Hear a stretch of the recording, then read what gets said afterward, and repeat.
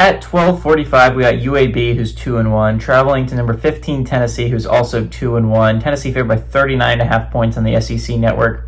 Jalen Kitna for the Blazers gone 70 of 100, thrown for 892 yards, 6 touchdowns, 3 interceptions. Javon Jackson's had 46 carries for 277 yards and 3 touchdowns, and Corey Milliner has had 17 catches for 268 yards and 3 touchdowns. Joey Aguilar has gone 63 and 95, thrown for 906 yards, 9 touchdowns, 2 interceptions. Star Thomas had 33 carries for 221 yards and 3 touchdowns, and Chris Brazzell II has had 20 catches for 364 yards and 5 touchdowns. Tennessee is 5-0 all-time against UAB from 1998 to 2019, and they are 2-0 in one-possession football games against the Blazers. Okay.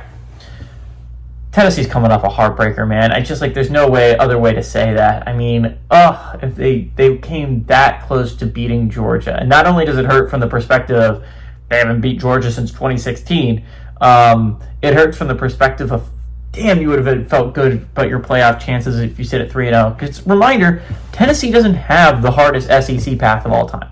They only play 3 more ranked games, which in the SEC, unheard of.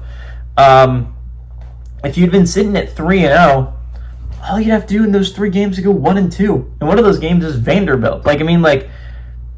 That was so doable if you're Tennessee. But unfortunately here, now we sit.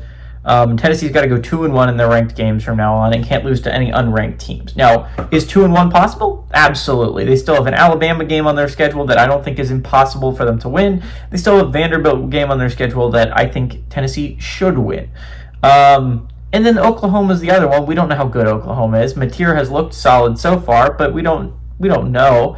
Oklahoma could be a very winnable game as well. So you look at this from the perspective of Tennessee is, yes, that loss hurt because you would have felt so good about your playoff shots, right? If you're Tennessee, you were sitting at 3-0, win against Georgia under your belt.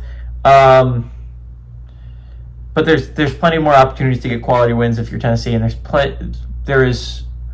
you just can only lose one of them. You got to beat Bama and Vanderbilt now, or Oklahoma and Bama, or Oklahoma and Vanderbilt. You got to win 2 of those 3 ranked games. Again, it's not the hardest schedule. It's so very doable. If you're in the SEC, I don't think that you're going to get a much easier schedule than more of your SEC games being like Mississippi State and Kentucky and Florida and Arkansas. You're not going to get much better than that.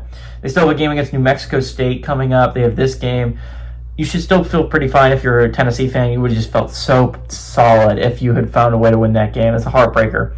I think this game has a possibility of being very high scoring. Again, UAB has probably the worst defense in all of college football this year.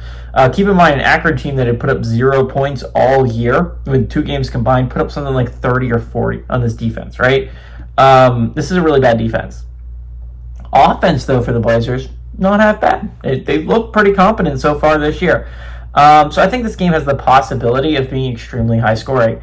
40 points is a lot to me. I don't think UAB is that bad. I think the Blazers are fine enough to cover that. So give me the Vols to win, but I like the Blazers to cover that 40-point spread.